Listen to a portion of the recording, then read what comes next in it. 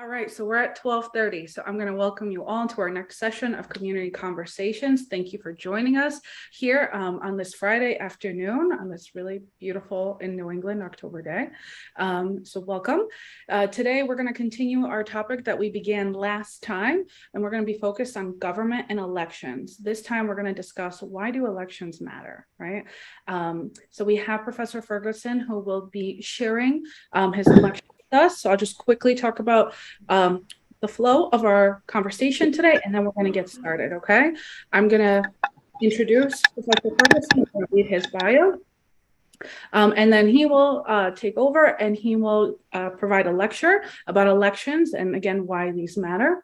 And once we're done, we're going to come back to the group to ask questions. As we did last time, or as we've done in all these sessions, please feel free to ask Professor Ferguson your questions. You can either do that by raising your hand or dropping it in the chat. I will moderate the conversation and ask Professor Ferguson. I also have a few questions lined up. So last time we had a great conversation about government and its process. So I'm looking forward to the next step of our conversation today. So if you're meeting Professor Ferguson for the first time, I would like to introduce you to him.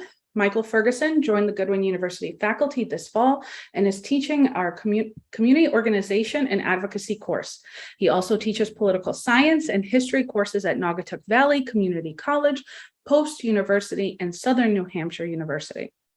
Michael previously served as state representative for the 138th District in the Connecticut General Assembly from 2017 to 2019 and sat on the Transportation, Education, and Internship Committees. He is a former member of the Danbury Board of Education and past chairman of the Danbury Student and Business Connection, a nonprofit organization serving Danbury students. Michael is also a political consultant at Political VIP, where he provides guidance to political candidates and organizations throughout the country. Michael has presented at various conferences over the years and has been a guest at WATR Radio, Fox 61, and WFSB Channel 3 to discuss current political events. He is currently working on an anthology textbook focused on American government.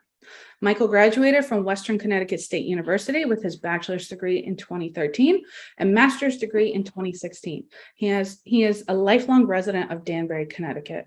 So Michael, welcome back to Community Conversations, and thank you for joining us again here today. Thank you. Great to be back. Wonderful. So we're just going to take 1 minute to transition to pull up Michael's PowerPoint, and then Michael will get started.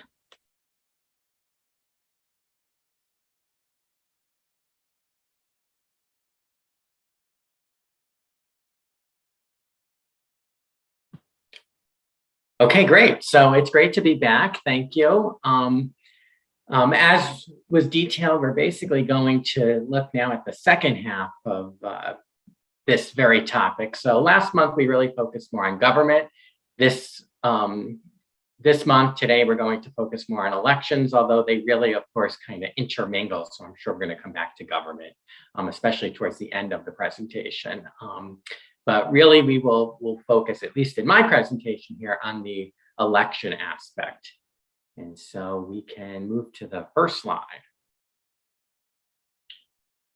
Perfect. So just a little background on elections. And of course, just as was the case with the last presentation, there are probably things that I'm going to explain and go over that you may already be aware of, other things that you may not be as aware of. And so we're going to touch on everything here. So what's important to note about elections is that elections are essentially run by the states. Okay, so they're administered by the states. So the only exception really is in regards to who is eligible to vote. Okay, so meaning that all citizens 18 and older are eligible to vote. And also that election day is officially held the first Tuesday following the first Monday of November. Okay, but besides that, for the most part, elections are essentially conducted or run by the state. So, I listed on there a bunch of things that this includes. So, when a primary election is held, okay, so yes, the general election in November is set, but when an actual primary is held is dependent on each state. And so that's why over the past few months, we would hear news stories, about who won in the Ohio primary or who won in the New Hampshire primary, or even hearing the Connecticut primary, and they were all taking place at different times. Ballot eligibility, the process in order to register to vote. So what deadlines look like in terms of registration deadlines. Are you able to register to vote on election day itself? That's something that's left up to the states. In regards to absentee voting and the requirements for that, also early voting. So several states have implemented early voting. This is actually on our ballot this year to decide whether or not we should, Connecticut should join other states who have started early voting or who have put in early voting into place. Any type of identification, so voter ID and what type of ID, the equipment that is used. So you see on the screen there, this is what we mostly use in Connecticut in terms of calculating votes and inserting our ballot into that machine there. And so what equipment is used, and polling hours, right? So in Connecticut, our polls are open from 6 to 8. But not every state is from 6 a.m. to 8 p.m. And so that's something that's also left up to each individual state. And so it's important to note, because whether it is that, you may have lived in another state and you've come to Connecticut, or you're in Connecticut and you may go to another state, just to see what other places do and what the process is. And just to understand that when we hear things coming out of news in regards to what other states have done in terms of elections, we understand why and how they have that right, because elections are essentially administered by states and state government. And then that can even really be brought further into local government, because local government is the one that essentially executes elections on actual election day, as well as with gathering, say, absentee ballots and calculating absentee ballots on election day. And setting up polling places. This really involves local government. So there are a few key questions in regards to elections that I have highlighted on the screen there. So the first is who can vote, and this I already touched on. This, of course, is constitutional. It's a constitutional point. This is actually within our Constitution that all citizens 18 and older are eligible to vote. It's important to note, though, that you have to be registered to vote, right? So if you're not registered to vote, you simply, once you turn 18 and you're a citizen, you don't suddenly just go and vote on election day. You actually have to be registered because this comes to the point that voting is a right, okay, but it is not mandatory.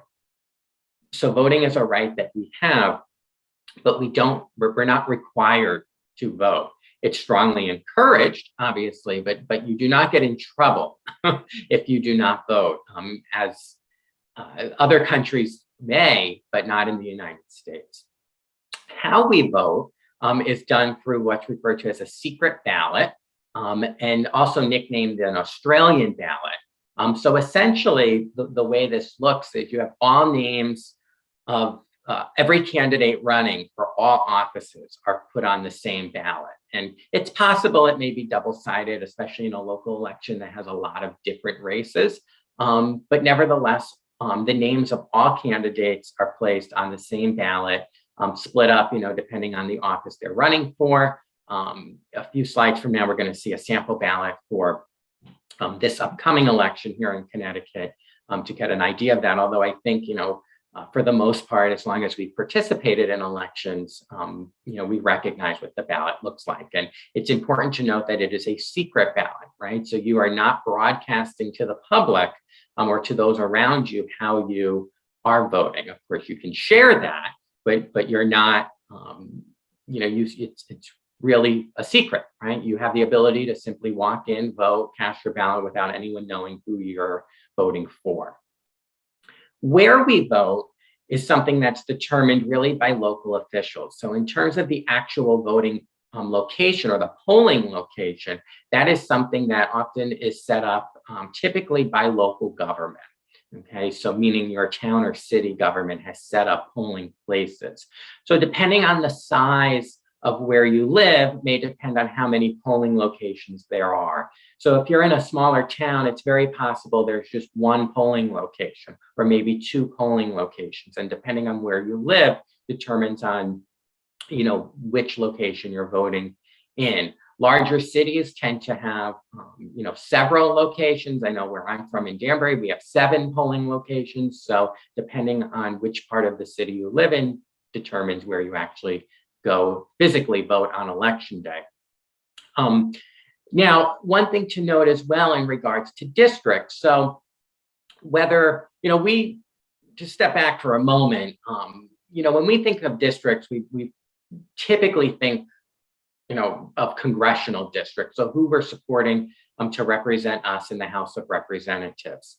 And, depending on where we live determines who that is. Now, typically we have what's referred to as single member districts, meaning we are voting for someone, one individual to represent our district. And so when we think of this in terms of Congress and the House of Representatives, we are voting for one individual to represent us in the House. Okay, and depending on where we live, this is the district in which we live in, and so we're voting for someone to represent that district, this single member district. Now, there are some variations to that, especially at the local level. So for instance, if we're electing members to say city council or town council, it's very possible that you actually may have more than one individual who's representing you within your city or town council, within your district, within your city. So there are some variations, but federally, especially in terms of the House, this would be a single member district. And the process called redistricting is something that happens every 10 years due to or based on the results of the census, which is conducted every 10 years. And so the process of redistricting occurs every 10 years. And, it oftentimes, it gains a lot of attention in terms of states that are losing a congressional district or gaining a congressional district. So for instance, we just went through this process, and the 2022 election will be the first with new boundaries based off the census results. Although it didn't generate that much attention in Connecticut because Connecticut did not lose an entire or gain an entire congressional district. There was a little bit of restructuring done within the 5 districts that we currently have in the state, but we didn't lose an actual district. Just to put into perspective, 20 years ago, following the 2000 census, Connecticut actually did lose a congressional district. We used to have 6 districts, but we now have 5. And so this is a process that happens every 10 years.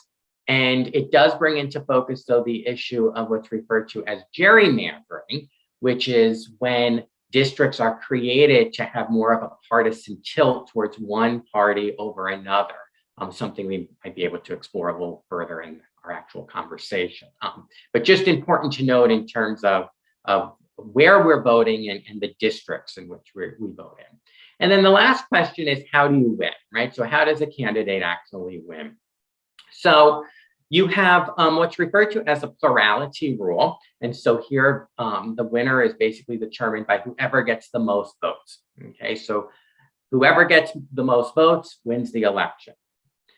Majority rule would be victory going to the candidate who earns a majority of the vote, which would be just over 50%, right? So you have to receive it at just over 50%. So whether that be 50.2% or 65%, it's over 50%. And so this is majority rule as opposed to plurality, which is just simply whoever gets the most votes. Typically in a race that features more than 2 candidates is when you could see more of that plurality rule where no candidate is getting over 50%, but victory goes to whoever gets the most votes. Now, for the most part, Connecticut has a plurality rule system. But I mentioned the majority rule because there are several states that do use this. It's found a little more primarily in the South. And what happens is if a candidate does not receive a majority of the vote, then there's another election that is held following that. And you have actually I have a typo on the screen. It's actually a runoff election. Recall election we're going to get to in just a moment, but a runoff election is held. I apologize for that. Runoff election is held between the top two candidates. Okay, so whomever the top two candidates are will then face off head to head, and then whoever obviously receives over 50%, which will be achieved in a two-person race, then they will win. Okay, and to put into perspective again, control of the United States Senate at the very moment was determined based off two runoff elections that were held in Georgia following the 2020 November election. And victory in those two runoffs, both by Democrats, provided them the ability to have the majority in the Senate in the current term. So it shows that, yes, we may not use majority rule in runoff elections in Connecticut, but it's important to know just, on a bigger scale in terms of the impact that can have. Okay, next slide. So continuing on in the different types of elections, if you will, or the structure of elections. So we, of course, have primary elections. So primary elections, the goal here is really to determine who the nominee is going to be for the political party in a particular election. Okay, and so you can have either open or closed primaries. So closed primaries, which is what we have here in Connecticut, means that you have to be registered with a certain political party in order to vote in that party's primary. So, for instance, if you're a registered Democrat, you vote in the Democratic primary. If you're a registered Republican, you vote in the Republican primary. And that's it. It's only open to designated party members who have registered to vote and align themselves with that party, but have registered with that party to vote. Open primaries, and there's a few variations to this, but open primaries essentially open this up a little bit more.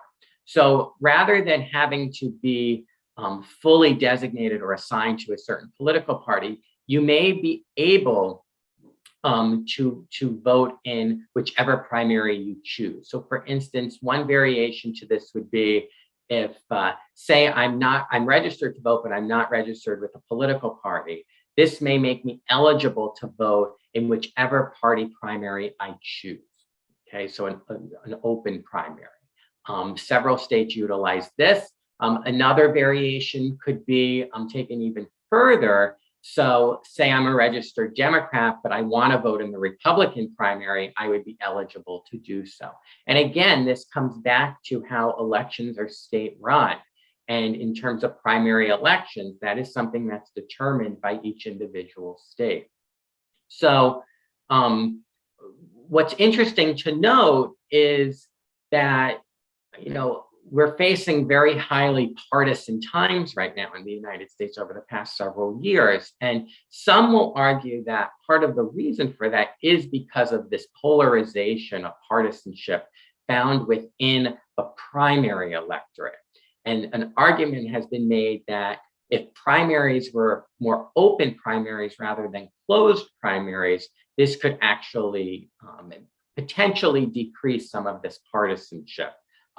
The reason being that oftentimes closed primaries appeals to those who, obviously are registered with the party and oftentimes are your most enthusiastic supporters of the party, but also tend to be some of the most partisan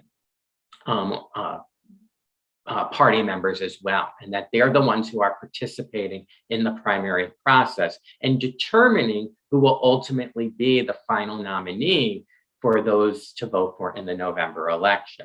And the first graphic on the top left there on the screen kind of illustrates, it's a little dated because it comes from 2016, but in terms of the point I'm making here, I think it's helpful. It's just illustrating how in various states that have held primary elections, and this was in regards to presidential primaries, that partisanship has really, or the political polarization of the electorate within both Republican and Democratic primaries has increased compared to the previous primary campaigns. Okay, and that's true on both on both sides.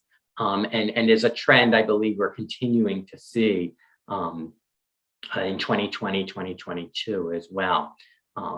So an argument can be made, whether or not what's better, closed primaries or open primaries. On the opposite side, many will argue that, closed primaries are important because you've made a determination to join a certain political party. And so because of that, you should be eligible to shape the direction of that party because you've committed yourself to that party. So just, some different ways of looking at that. Also interesting to note the graph next to that in regards to how Americans identify with certain political parties. And we see the rise of the independent voter, okay, which is now surpassing both registered Republicans and Democrats throughout the country. And it's interesting to note, and the reason I put on the slide is to show that, in many states that may not have open primaries, or even states that, the openness of that primary may be limited, independents who make up, a very large part of the population may not be able to actually have an impact in regards to who the final candidates are who are running. So just something, for us to reflect on. Primaries, as I said before, typically held between March and September. Connecticut has our primary usually second week of August, but again, can vary depending on the state. Now, general elections, those, of course, are held on the Tuesday following the first Monday in November. That is, of course, what we are in the midst of the campaign for now. I'm just a few weeks away. And so this features, the winners of the primary elections, the final two nominees. Now, one thing to note, and I just to mention here, because we're really seeing it now the past year or two, in regards to a new system that's been kind of introduced in the United States that some states have, very few, but a few states have implemented, and it's also seen in certain cities, New York City being probably the biggest example last year, which is a process or an election referred to as ranked choice voting, where you vote and you actually rank your choices. Little bit complicated process in terms of getting to the ultimate winner, because it takes a little time to go through those results, but it is something we've seen take a little bit of, or bring a little bit of attention to the past year or two. And so something, to pay attention to in the months and years to come. One last thing I wanted to mention is what's referred to as direct democracy. And so when we think of elections, we think of simply going in and voting for a candidate or not on election day and who's going to represent us in a certain office. Now, sometimes there are other elections or other things that we are voting on election day separate from an actual candidate. And so direct democracy is essentially providing individuals a greater influence or greater power in making certain decisions within their states. And so this can be done through the referendum or initiative process. So basically what this is, a referendum is where a state legislature has voted to put something on the ballot for voters to vote on and decide. And if the voters support it and it passes, then it goes into effect. It has passed, but it's been given the opportunity of us as voters to essentially express our view and have a say in that decision. And so, for instance, as I mentioned before, early voting and whether or not Connecticut implements early voting is something that will actually be on the ballot that we'll be voting on along with our list of candidates. Just in a few weeks from now, we will also be able to vote yes or no on that question. And that was a referendum question. That is something that the state legislature, through their process, has put on the ballot for us to vote on this year. An initiative is very similar. The difference, though, is instead of it coming from the state legislature, this is now coming from the actual, it has actually been put on the ballot by the people. Meaning you had a certain percentage of individuals, and this could vary by state, to sign petitions to get something petitioned onto the ballot for people to vote on election day. And for instance, the legalization of recreational use of marijuana in the state of Massachusetts was actually went through this initiative process back, I think it was 2016 or so now.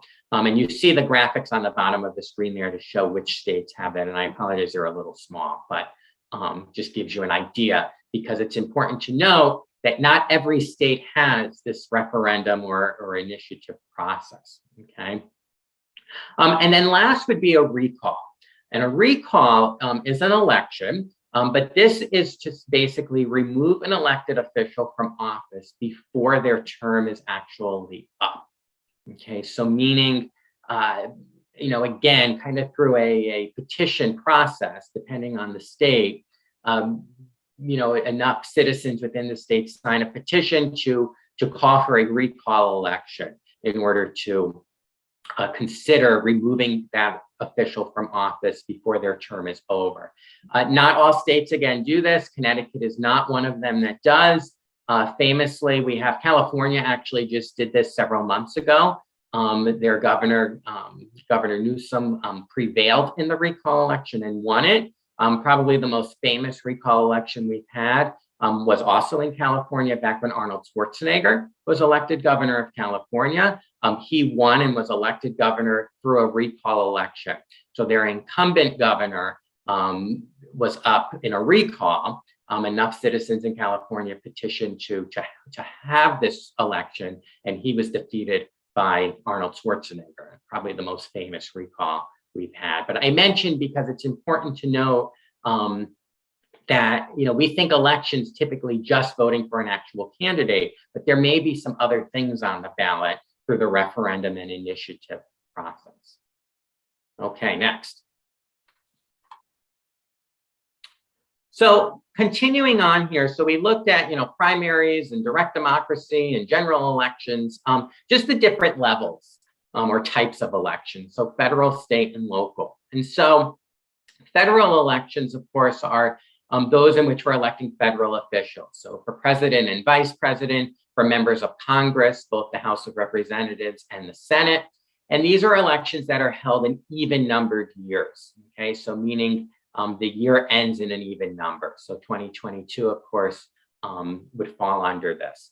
Now, of course, as we know, president and vice president is elected every 4 years. Senators elected every 6. So that's kind of a staggered term, depending on the Senate. So about a third of the Senate is up every 2 years.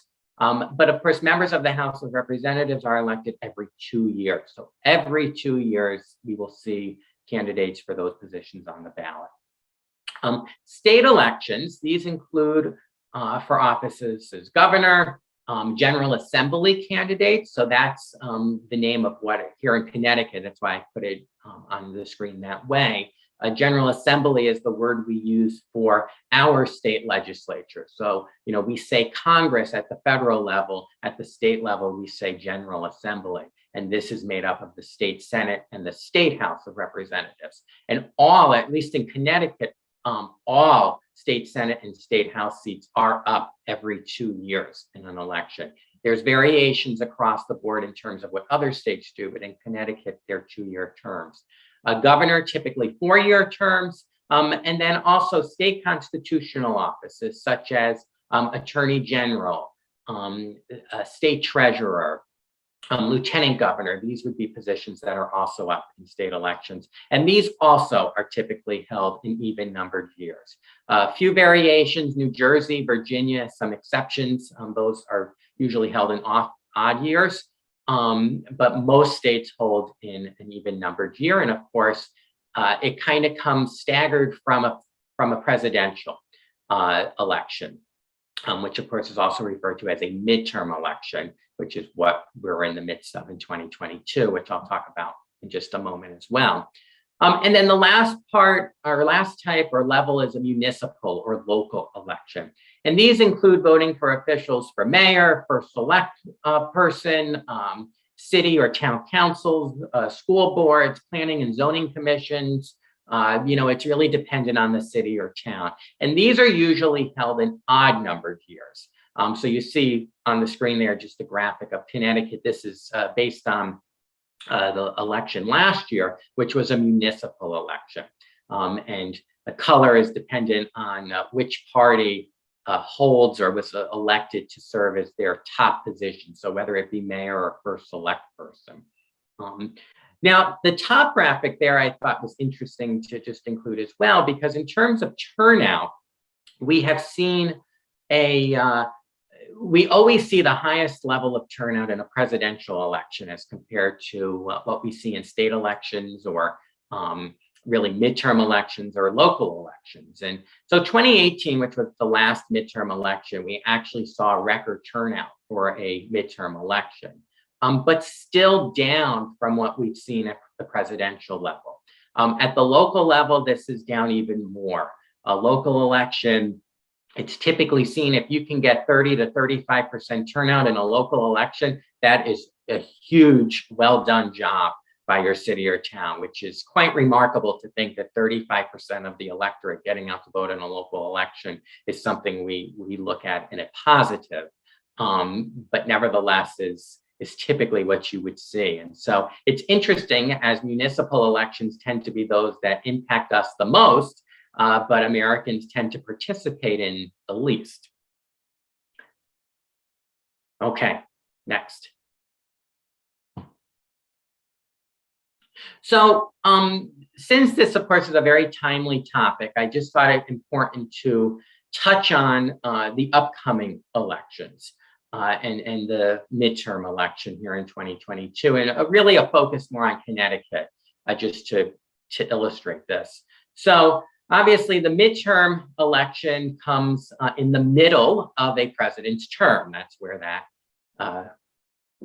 very creative nickname comes from in regards to a midterm election. So of course, we're in the middle of President Biden's term in office, and so we have the midterm election. So we have a variety of both federal and state offices on the ballot this year. So federal offices here in Connecticut is we have a U.S. Senate seat, okay, on the ballot, and then we have the House of Representatives. So again, the House of Representatives elected every 2 years. So every incumbent is on the ballot in our 5 congressional districts in the House. And then we do have a Senate seat up this year as well. We also have state offices. So leading off at the very top of the ballot is the governor and lieutenant governor. And in Connecticut, they do run together in the general election. And they're elected together just as the president and vice president is elected together. Position-wise on the ballot, which you see the sample on the bottom there, which you probably can't see because it's kind of small, but just to kind of illustrate what it looks like. The first race is for governor and lieutenant governor. It is then followed by the U.S. Senate, then the House of Representatives, and then it goes back to state offices with the state Senate and state representative. Again, these are positions that are on the ballot every 2 years. And then it's followed by the constitutional offices of Secretary of the State, Treasurer, Comptroller, and Attorney General. Okay, and these are all, at least in Connecticut, 4-year seats, okay, along with the governor, 4-year positions, 4-year terms. And then we also vote on judge of probate this year. And then I don't know if you can tell, but on the ballot there, you have, the big box with all the names. And then all the way on the right, you have another little box. And that's the referendum question that I was talking about. And I don't know if you can see, but there's 2 little bubbles there, right? Either yes or no. And then it has the question underneath. So you will see that on the ballot when you vote, if you vote in Connecticut this year. Just to illustrate the impact that elections can have, we are very likely to see a potential change in the makeup of Congress this year. So as you see on the screen there, the U.S. Senate right now is split evenly, 50-50. Democrats have the edge because of the tie-breaking vote in the vice president. But it is possible, we may not see a huge shift, but we may see that go, say, 51-49. One party or the other. And in the House, Democrats currently have a narrow majority You need 218 seats to have the majority in the House. And so elections matter. The very makeup of Congress is going to be determined by this midterm election. And we might very well get to play a role in that in Connecticut. So Connecticut, historically is a pretty Democratic state. The map on the top right there, the darker the shade of blue is, the more likely it is to favor the Democrat or be considered a Democratic district. And so you see it is blue all across. However, the second district on the east and the fifth district on the west are lighter. And the fifth district in particular has actually become a quite competitive district in this election. And it could very well help determine whether Republicans were to take over the House or Democrats were to retain the House in the entire Congress moving forward when the new Congress convenes in January. And so, we may say, well, does it really matter who controls Congress? But, because it seems like one party's there and another party's there, and are we really getting anything done regardless? But it does bring a big change, right? So simply, in terms of, say, the House of Representatives, the whole Speaker of the House would change with the change of Congress, as well as committee leadership would change. And so some of those policy agendas would look quite different if one party is in control over another. And so we will see what the November election brings in regards to the makeup of Congress. And I think regardless, it will remain pretty closely divided, most likely. But we shall see what it brings. Okay, next. So another point that I think is important to bring up, and just kind of based on some of my own personal experiences, I thought it interesting to mention as well, and that is the similarities, but also the important differences between running for office and then actually governing or serving in office. And, a lot of times you have individuals who, may be very interested in running for office, but then have a big wake-up call once they're actually sworn into office. So there are certain skill set that's required to run for office that similar skills are utilized when actually governing in the position, but there's also some different skill set that's required once you govern. And many times you have individuals who may be better candidates than actual officials, just based on their skill set, or vice versa, where they may not be the best of candidates, but they're really good at being, say, a legislator or, a member of government, as an elected member of government. And so I just listed a variety of different skills, and this might be an interesting slide to kind of come back to in our conversation. In regards to some of the characteristics that tend to be seen as positive when running for office as a candidate. So having high name recognition, being charismatic, a likable individual, a strong public speaker, being able, though, to also have thick skin, take criticism, when you go, especially for a local race, door to door, to not take it personal if someone slams the door in your face, and just to go continue on to the next house, are skills to have. In terms of just campaigns in general, being able, especially depending on the race, to raise a certain amount of money, having a strong team around you, a strong base of volunteers. No one wins an election simply alone as a candidate. So having that strong team and having a strong plan in place and a message that resonates with voters and is well executed are things in terms of running for office and what that campaign looks like. Governing brings in some similar characteristics, but also some other important characteristics. And so just strong communication skills, okay, amongst your peers, depending on where you're serving in government, other people in government, and then the constituents that you serve. Because remember, in an election, you're trying to get more people to vote for you than vote for anyone else. But once you're there, you're representing everyone, regardless of whether or not they voted for you. being able to absorb a lot of information and explain that information to constituents, especially a certain political skill set. So the ability to work with others, to get things done, being able to gauge public opinion, okay, and know when to act on certain things or when not to act on certain things as well, because that can prove to be just as important. And kind of piggybacking off that, this willingness to shift attention on what you're focused on. And then just leadership style in general, the importance of knowing when to delegate, okay, and what should be delegated and what you should take on as the actual official. Which of course involves time management skills as well. And again, this development of thick skin, because just as you would face this as a candidate, you're facing this now in government and coming from probably a variety of places where you need to have this thick skin rather than just on the campaign trail as a candidate. And so, the question on the bottom there is, how do you decide who to vote for someone? A lot of times, we have different things we look at, a lot of times candidate characteristics and message and, maybe a particular issue, and, all of which are very important. But I put on the screen because sometimes we should also recognize that once the individual is elected, it requires maybe a little bit of a different skill set to actually govern. Not to say that that's going to change your decision on who to vote for, but it's something to definitely consider and keep in mind. Okay, the last slide.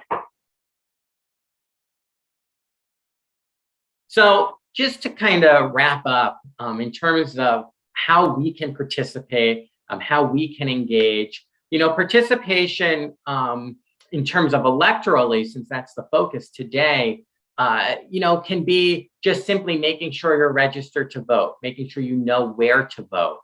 Being aware of the issues and where candidates stand on the issues, maybe attending a certain forum. League of Women Voters are very well known for putting on forums, especially locally during election time. Doing research on where the candidates stand. If you want to take this a step further and participate in terms of actually actively campaigning, because you believe strongly in an individual, that could be helping them canvass, go door knocking, go to events in support of a candidate and to advocate for that candidate, write letters to the editors, post on social media, participate in a phone bank. These are all ways in which you can participate in support of a particular candidate or candidates.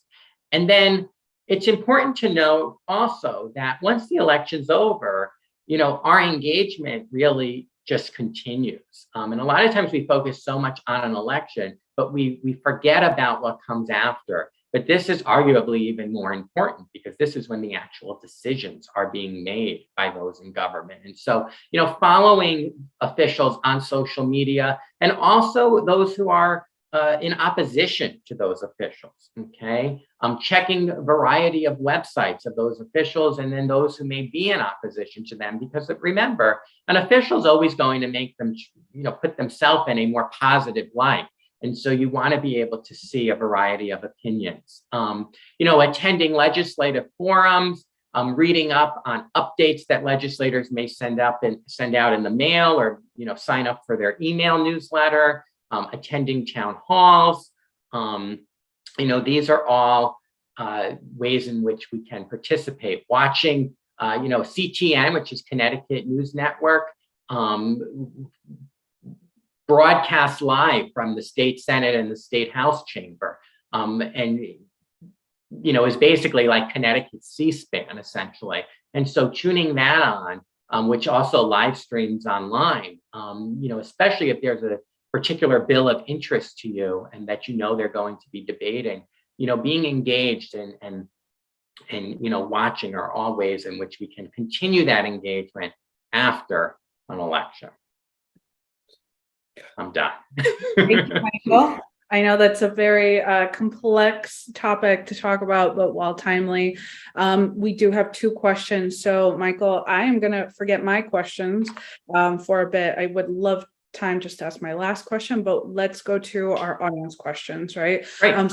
So I know you saw Ken's, but I'm going to ask it out loud, and let's have a discussion, and then I'll move to Paula's. So Ken asked, based on your slide on redistricting, was redistricting historically a partisan exercise? I know this is something I'm experiencing in my town actually right now. I think they're going to change a lot of things. So we're all living it right now, but was this historically a partisan exercise? Yeah, so that's a good point. And actually, I'm glad you mentioned locally as well, because we tend to put so much focus federally, but actually there'll be local redistricting that's going to occur. That's probably towns are in the very process of undertaking as we speak for the next year's municipal 2023 elections. And so certain local districts can change in shape and size as well. In terms of historically, there has been a history of gerrymandering, or that partisan shift that can occur in redistricting for quite some time. Some periods more than others. Especially back in say the Jim Crow days and segregation. This was used as a tactic, particularly effective at that post-Civil War time in regards to that. But I think we can see examples of this really throughout history. Again, sometimes more than others. It's also important to note in terms of redistricting. So redistricting, even at the congressional level, is actually left up to the states. So it is determined which states will retain or keep the current districts they have. So for instance, Connecticut is retaining our 5 districts. But based on population shifts that have occurred in the state, it may require a restructuring or, this redistricting. But that is left up to the states to decide. And each state handles that a little different. Some the state legislature fully does, others the legislature appoints a commission to do.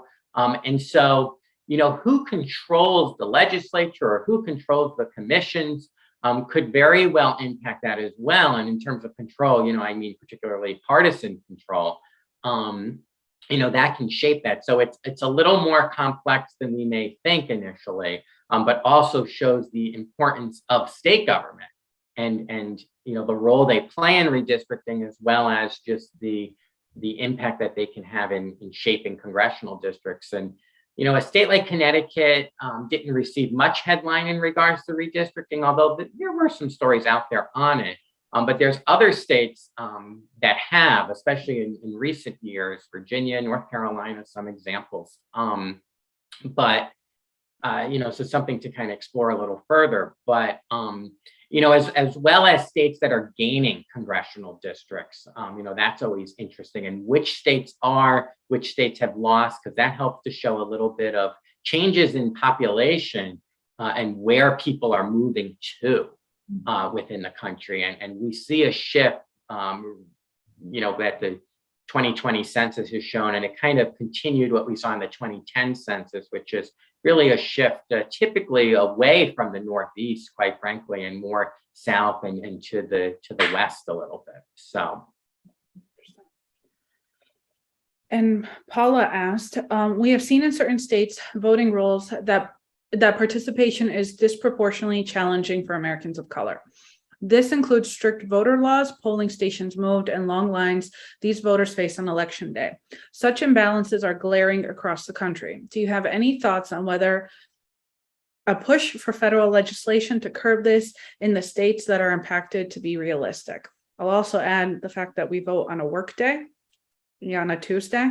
That also impacts that. So that's another interesting point, because there's actually been the strong argument to make Election Day a federal holiday, which federal holidays don't not everyone is off from a federal holiday, but it could definitely improve. I don't think it would do any harm. It would definitely improve. It's interesting. We have seen a variety of states implement a variety of different voter legislation and bills. Famously, voter ID laws tend to receive a lot of attention. A lot of this coming in the aftermath of 2020, which was a very unique election, and an election we probably will not see again, at least for quite some time, hopefully, providing we aren't in the midst of another pandemic during a major presidential election. As states, 2020, just to go back, is very unique for the simple fact that, you see a huge increase in the use of the mail-in vote, which we hadn't seen to that level ever before. But also it brings into the perspective the point that, elections, again, state run, and how each state kind of handled that, a lot of similarities, but a little differently as well. And in terms of, when a ballot had to be postmarked by, and did this, one state has one date, another state has another date. And, we never really, because we never utilized the mail-in ballot in this way before, we never dealt with challenges like that previously. And so that, kind of is interesting because it put that into perspective. And, I think definitely many positives to come from that in terms of an increase in voter participation. But obviously a host of challenges logistically that come with that too. And so, historically, elections have always been state run, state administered. I think in terms of actually seeing federal government get a little bit more involved in some of those points mentioned within the question, from my perspective, would probably have to be more court initiated. So some of these would have to be challenged within the judicial system and be turned down as being unfair or some type of violation, civil right violation occurring. There was a bill, I forget which state, but there was a bill a couple of years ago that was brought to the court that was not deemed to be unconstitutional or did not violate rather a civil rights. There was no civil rights violation the court found. But as we've seen in recent months, in many respects, the court has always been a political institution, but probably is more so now than we've seen in recent memory. And so, I think you'll continue to see a push by some, in Congress in terms of getting a little bit more involved in some of the administration of elections. There's pros and cons. It kind of goes back to what we talked about, I believe I mentioned in the last presentation last month on federalism and, how, we're a country, but each state is a sovereign government as well. And so how those two governments interact and the responsibilities that each have, can bring about, positives, but can also bring some negatives or some challenges as well. And, election law is one of those. For instance, I can register to vote on election day here in Connecticut and be able to vote that day. It goes through a different process, but I'm still able to do that. Whereas in other states, I wouldn't be able to do. So, if I were to move, say, the weekend before election day could pose a problem depending on where I move and being able to actually cast a vote there. So it is an interesting point in terms of some of that discrepancy that we see. So we have another question from Ken. What are the academic theories that attempt to explain such low voter turnout in what we call the world's foremost democracy? So there tends to be just such a huge focus on presidential level politics, presidential elections, just this view that, we should be having a say in who's running, who the top office holder is within the country. And, obviously, I'm not going to sit here and say that's not important because, of course, yes, it is important who the president of the United States is. However, the decisions that are made by local government and state government tend to impact us more on a daily basis than who holds the Oval Office. However, it doesn't receive as much attention. So, in terms of just some of the theories out there, I think at the top of the list is it's just not enough focus on local politics. I would also argue that we're not teaching it in the way that it probably should be. And I don't mean it's being taught wrong, but I mean it's probably just not being taught or barely touched upon. I mean, for instance, if you're in, if you're in an American government course, which I do teach, you're being introduced to the way government works more at the federal level. That's the focus. Now, a lot of schools have another course, state and local government, but a lot of students don't take that. They're going to take an intro to American government class. And we're going to focus on the federal government in that class. We probably should shift that a little and teach both the federal level as well as the state and local level, just so students understand and are being taught in a way that, there's more to government than just who's in Congress or who the president is. And just to be more aware of what's going on. It's interesting because at the local level, you have candidates who a lot of times you may know because they're local individuals. So, you may be somewhat familiar because of knowing an actual candidate, but at the same time, local elections can also be very complicated. So, as complicated as this is, the president's every 4 years, Senate's every 6, House is every 2. It's very structured. At the local level, it becomes a little more complicated because you tend to be voting for so many positions and so many offices. People don't even know what these positions are or how many people they can vote for, for each office. And so I think just it's a lack of educating people on how that part of government works, how it's structured, and just focused by the media, by academia, by just society overall. And a lot of times it's not a headline grabber, right? Local government is not going to grab the headline or the drama, especially in this social media world in which we live in now. At the same time, and my last point would just be social media could be used in a positive, though, to highlight state and local government, especially if utilized effectively by, say, state and local officials and those within government and those within the political process as well. So, perhaps there's some positives that could potentially come from that. Michael, thank you. Thank you for, a very thorough description of a very complex process. It sounds really easy. Let's just go vote, right? But when you really break down all of the elements that you discussed today at the federal and the state and the local levels, it's quite a complex system. And I agree, we should have more conversations about it. And to sort of reinforce your last point, every year technically is an election year, right? But is that something that we necessarily know or think of automatically, right? So having perhaps more conversations that way. Exactly. Sorry. No, exactly. You're absolutely right.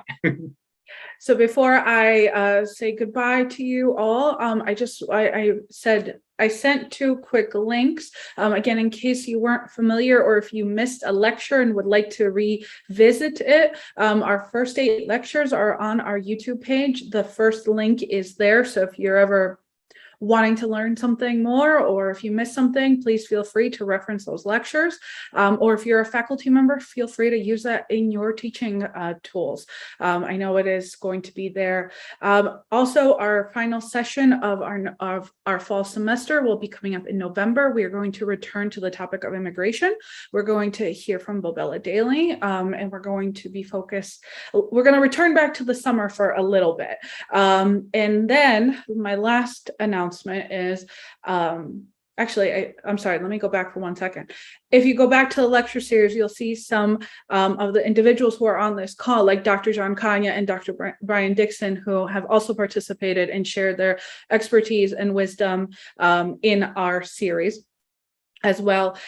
And as far as, the November date is November 18th. Thank you. So I hope by November I will have a spring schedule for you. I'm still talking through as if it's an academic semester.